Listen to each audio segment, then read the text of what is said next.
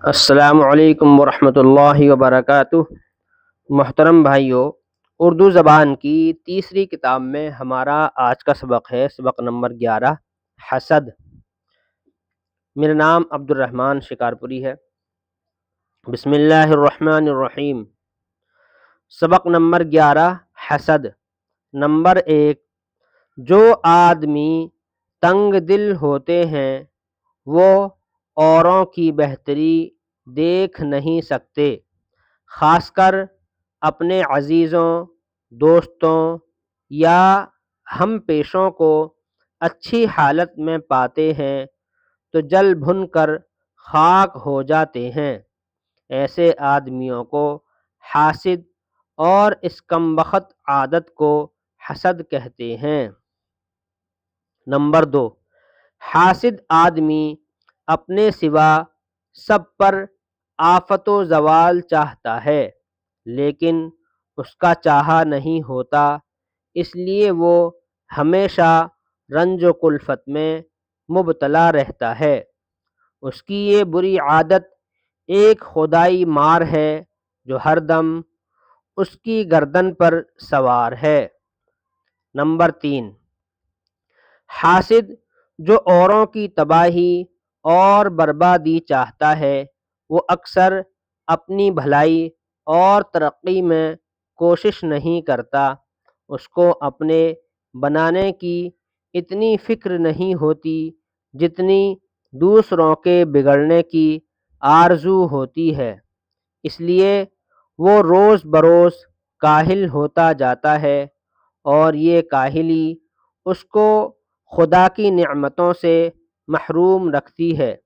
Number 4، جب حسد کی بیماری زور پکڑ جاتی ہے تو حاسد علانیہ لوگوں کی بدخواہی کرتا ہے۔ وہ لوگوں کے گلے شکوے، غیبت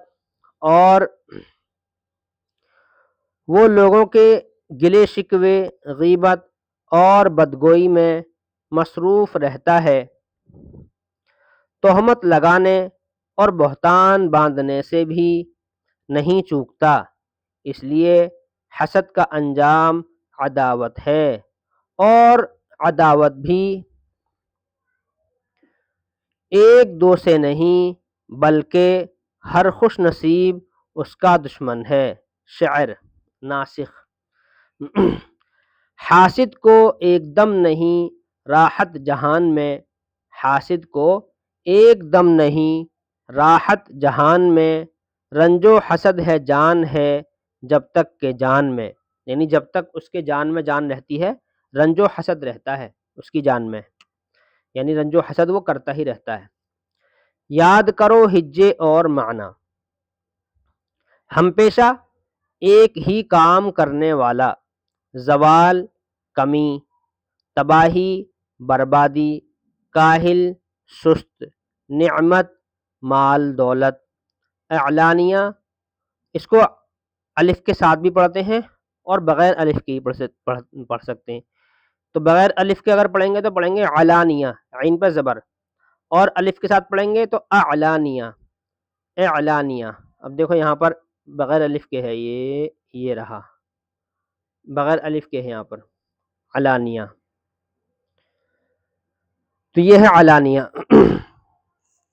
بہرحال اعلانیہ کھلم کھلا، بدخواہی، برا چاہنا، شکوے، شکایتیں، غیبت، پیٹھ پیچھے برائی کرنا، غیبت پیٹھ پیچھے برائی کرنا، تہمت، الزام، تہمت مانے الزام، اور بہتان بڑا الزام، تہمت الزام اور بہتان بڑا الزام، اور جھوٹ، بہتان مانے جھوٹ اور جھوٹا الزام اور بڑا الزام۔